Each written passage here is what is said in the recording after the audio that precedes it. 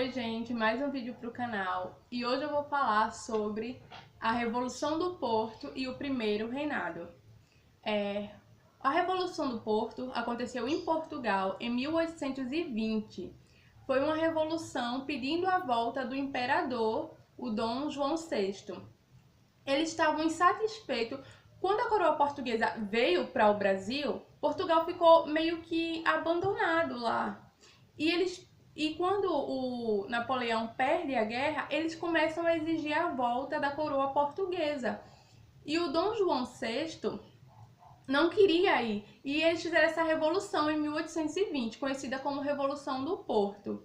Eles exigiam a volta do Dom João, não estavam gostando da liberdade econômica do Brasil, liberdade econômica e política que o Brasil estava tendo, que a coroa portuguesa, quando veio, trouxe essa liberdade. E eles queriam que o Dom João voltasse, não só o Dom João, mas toda a corte, seu filho, Dom Pedro, ele queria toda a corte de volta para Portugal. E surgiram dois partidos no Brasil, o partido colonialista e o anticolonialista. O colonialista eram os portugueses que queriam que o Brasil voltasse a ser colônia, e o anticolonialista eram os brasileiros que não queriam que o Brasil voltasse a ser colônia. Então, esses partidos já ficavam ali brigando, era brasileiro contra portugueses. Então, essa revolução pedia a volta do Dom João. Então, em 1821, Dom João volta para Portugal, mas volta sozinho e deixa o seu filho, o Dom Pedro I, para governar, o Brasil. E o Dom Pedro I, ele decide ficar no Brasil e começa o seu governo. O seu governo já começa com um impasse, porque vinham muitos decretos de Portugal para que o Dom Pedro voltasse e muitas cartas xingando os brasileiros, falando coisas absurdas do Brasil e dos brasileiros. Então, o Dom Pedro, ele no dia 9 de janeiro de 1822, ele leu uma carta que pede a volta dele, e essa carta xingava muito os brasileiros. Então, nesse dia, no dia 9 de janeiro de 1822, é o dia do eu fico. O Dom Pedro, ele decide ficar no Brasil. Manda uma carta dizendo que não vai voltar. E ele fica no Brasil e começa, então, o primeiro reinado. Nessas indas e vindas do Dom Pedro, que o Dom Pedro, ele iria muito para São Paulo, dizem, que ele tinha um amante lá em Santos, e ele estava voltando de lá para o Rio de Janeiro.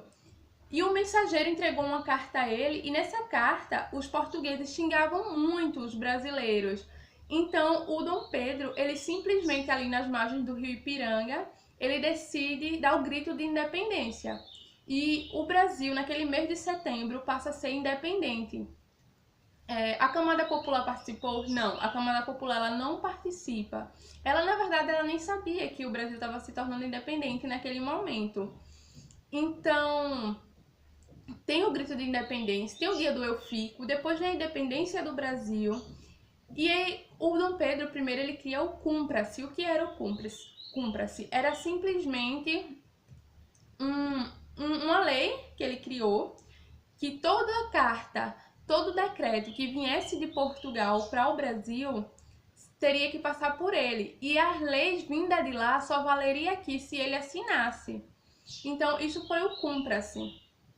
E o Dom Pedro, ele começa a criar, Então, já que ele era rei do Brasil agora, ele cria a sua primeira Constituição, conhecida como a Constituição da Mandioca, em 1823. E essa Constituição deu o que falar. Essa Constituição, primeiro, que só participaria da política quem tivesse algo a oferecer. E não era dinheiro, era mandioca naquele tempo. Era mandioca. Quem tivesse muita mandioca participaria da política. Então, o voto seria indireto e censitário. Censitário porque quem tivesse mandioca participaria, e indireto porque a pessoa que votava em uma pessoa para escolher o representante político. Por isso era indireto.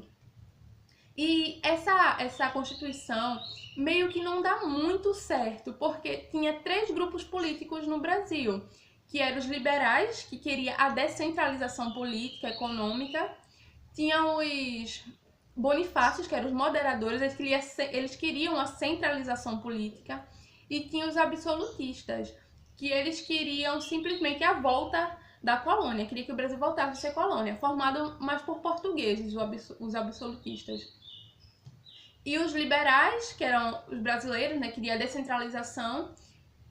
E os bonifácios, que eram moderadores, queria uma coisa mais centralizada ali, mais rigorosa. E essa galera se juntou para fazer a Constituição da Mandioca com o Dom Pedro, só que teve muita confusão. E então o Dom Pedro dissolve a Assembleia e diz que vai fazer a Constituição sozinho. Esse dia foi conhecido como Noite da Agonia. Os bonifácios até foram presos.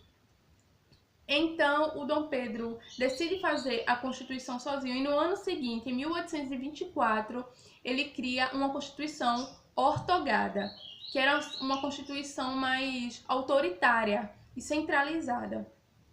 Então ele cria essa Constituição e nessa criação ele cria os poderes, né? 4 poderes: o executivo, legislativo, judiciário, e cria um outro poder, que é o poder moderador. E esse poder moderador deu o que falar, porque era um poder que só o Dom Pedro tinha. Esses outros 3 poderes estavam submissos ao poder moderador. Tinha esses 3 poderes, executivo, legislativo e judiciário, e acima dele estava o poder moderador, que era só do imperador, do Dom Pedro I. Então, isso gerou revolta na população, porque era muita centralização ali para ele mandava em tudo, e gerou revolta na população, né? E os deputados também, os deputados e os senadores, o deputado passou a ser temporário e os senadores passou a ser vitalício. Então é isso, gente. Eu falei da Revolução do Porto em 1820 e falei do primeiro reinado, como foi. No próximo vídeo eu vou falar sobre a revolta que aconteceu, que foi a Confederação do Equador, que aconteceu porque foi em Pernambuco, né? Eles não gostavam nada dessa autoridade do Dom Pedro I. Então, em Pernambuco tem uma revolta que é a Confederação do Equador. E essa revolta Confederação do Equador já tá aí no canal, é só vocês procurar que tem esse vídeo. E depois teve uma guerra no governo do Dom Pedro, que foi a da Cisplatina, que eu vou falar em um outro vídeo. Então é isso, gente. Espero que vocês gostem.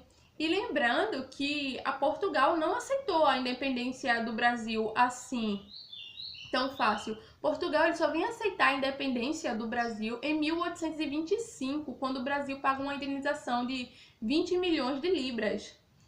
E o primeiro país a aceitar o Brasil independente foi os Estados Unidos. Ele aceita a independência do Brasil, foi o primeiro. Portugal só anos depois, em 1825, com o pagamento da indenização.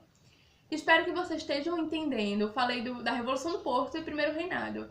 Próximo vídeo eu vou falar sobre a Guerra da Cisplatina e o fim do Primeiro Reinado, né? Espero que vocês tenham gostado.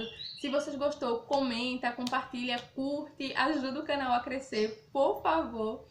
E é isso, gente. E eu vou trazer também um e-book que eu tô criando sobre a história do período colonial, reinado e república. Eu tô criando esse e-book e eu vou trazer pra vocês em breve. E quando eu trouxer, eu vou comunicar aqui no canal pra vocês darem uma olhadinha. É pra SpaceX, ESA e pra quem vai fazer o Enem. Então é isso, gente. Espero que vocês gostem e tchau!